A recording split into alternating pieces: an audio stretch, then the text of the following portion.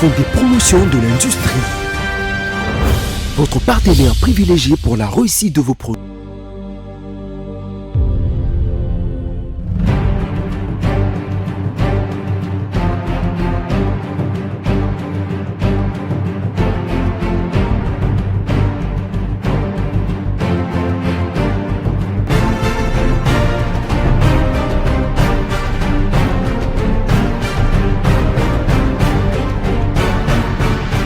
C'est dans le cadre de la mise en œuvre de la stratégie du Fonds de promotion de l'industrie FPI qui vise la valorisation des lignes de production industrielles locales existantes et potentielles à travers le financement des projets suivant l'approche centrée sur le développement des chaînes de valeur que le directeur général du FPI, Bertin Moudimou Tshisekedi, vient de séjourner à Kananga, dans la province du Kasaï central, échangeant avec le gouverneur du Kasaï central, Joseph Moïse Kamboulou. Le directeur général du FPI a manifesté la volonté de son institution d'accompagner le Kasaï central dans l'émergence de son économie qui est tributaire de l'accroissement de la productivité agricole, la construction des infrastructures adéquates ainsi que l'apport des investissements. Nous faisons la transformation des entreprises et c'est ça même la base qui doit développer le pays. Si vous êtes dans un pays qui ne progresse pas, qui n'investit pas, c'est-à-dire qui ne crée pas de la richesse, il n'y a pas moyen de pouvoir assurer la transformation. Vous savez que la province du Kasaï n'a pas reçu des investissements, en tout cas très notables.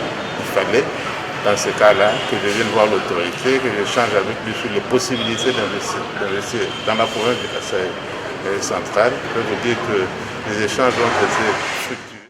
Effectivement, dans la province du Kasaï central, le FPI a déjà identifié les opportunités d'investissement dans les domaines des infrastructures de desserte agricole, de l'électricité, de l'industrie et de la transformation de produits agricoles dans la ville de Kananga et dans les territoires environnants. Actuellement, le FPI compte passer à la phase de planification afin d'envisager leur financement et la mise en œuvre. Voilà la raison d'être de la descente sur le terrain du directeur général Bertin Moudimou, accompagné des experts pour l'évaluation de tous ces projets identifiés en vue d'en déterminer les faisabilités techniques, la rentabilité financière, les avantages socio-économiques sur la collectivité et les risques inhérents. La première descente a conduit la délégation du FPI à 7 km de la ville de Kananga, à la cité de Tshikaji, où il existe une microcentrale hydroélectrique sur la rivière Lubi. La microcentrale possède une capacité de 390 kV ampères, soit 302 kW de capacité installée. Elle a été construite en 1983 et elle est équipée de 2 groupes turbines de 152 kW chacun.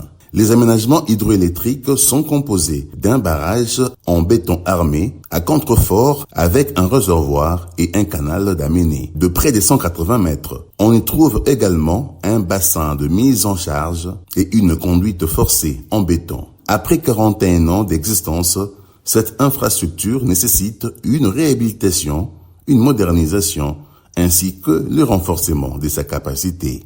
Nous sommes venus voir cette usine installée à Tshikaji pour envisager la possibilité de réparer ce qui peut être réparé et d'accompagner le reste de la production vers les industries innovantes qui pourront être installées dans les sites de Tshikaji. Nous sommes là pour financer des investissements, nous sommes là pour participer au financement. Ce sont des formes qui peuvent être envisagées et dans les cas d'espèces, je crois que c'est mieux que le FPI finance et la structure qui va recevoir l'argent va préparer le terrain pour déverser le reste de la production vers les autres industries.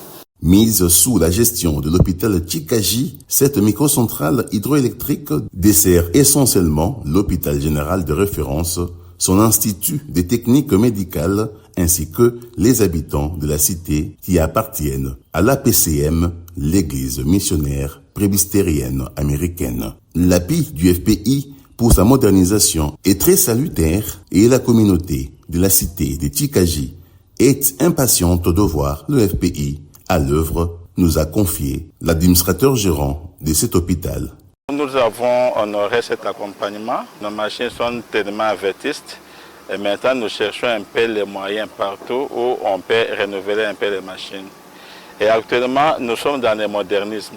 Le modernisme demande encore qu'on ait un peu les nouveaux équipements modernes.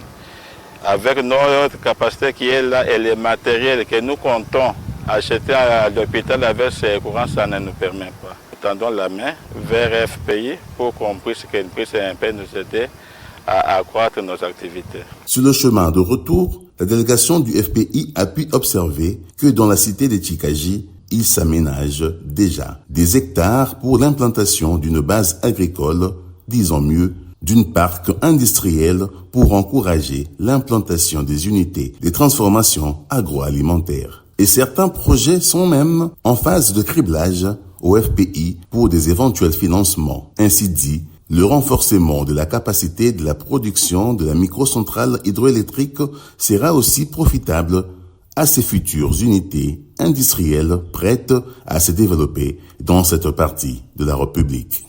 À Kananga, le directeur général du FPI a aussi visité la société BioAgroBusiness qui est en cours d'installation dans la province du Kasaï central.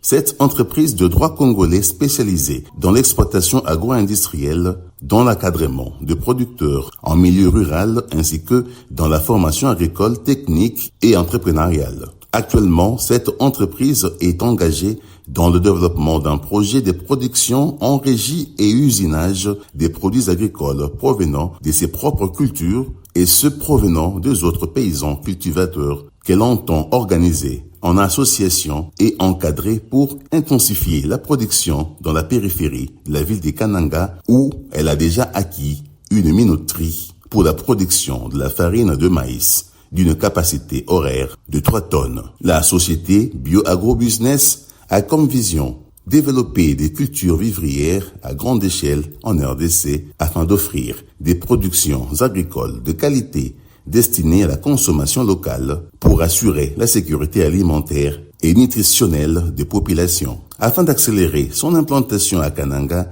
la société sollicite du FPI un accompagnement financier, nous a confié son directeur général.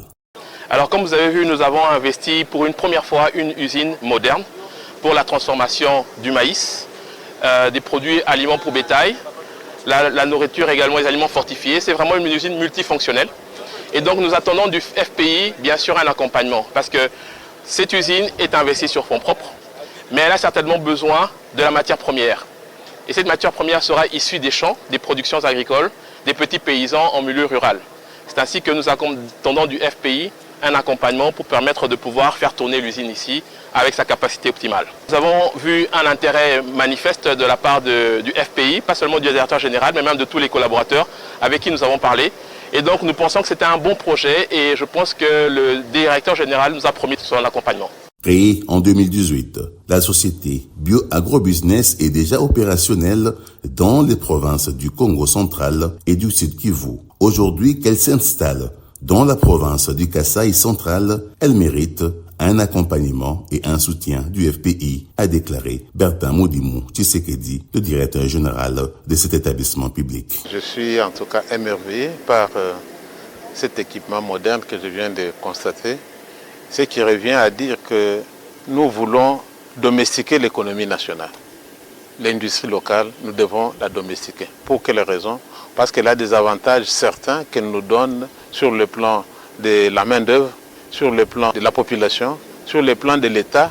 Et tout cela, ça entre dans des chaînes de valeur que nous pouvons comptabiliser. Nous voulons en tout cas que ce type d'industrie soit diversifié un peu partout. Je crois que nous pouvons parler de la révolution industrielle dans notre pays. Je crois que c'est un problème de processus, un problème de temps. Il faut petit à petit aller vers la matérialisation de ces projets-là pour que finalement la majorité des Congolais adoptent l'attitude que les autres pays qui l'ont déjà de par leur talent naturel.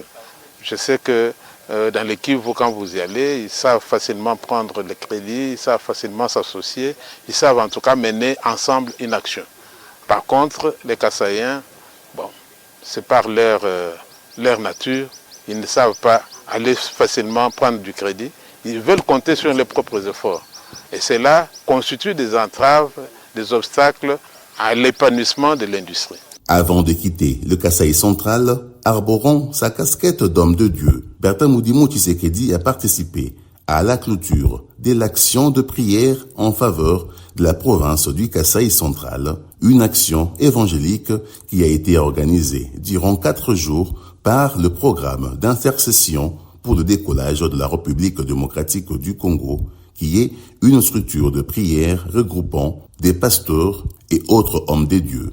Réunis au Stadium de l'Espoir de Kananga, ces hommes de Dieu ont évangélisé sous le thème « La grande visite de la lumière sur le Kasaï central ». Cette action de prière a eu comme objectif de provoquer la faveur de Dieu et activer l'élan de développement de la province. Dans sa prédication, le pasteur Bertin Moudimou Tshisekedi, responsable de l'église Jésus-Christ Colonne de Feu de Kinshasa, a exhorté l'assistance d'accompagner toutes les autorités de la République ainsi que ceux provinciales dans leurs actions, car l'heure de la réalisation des projets à impact visible est arrivée.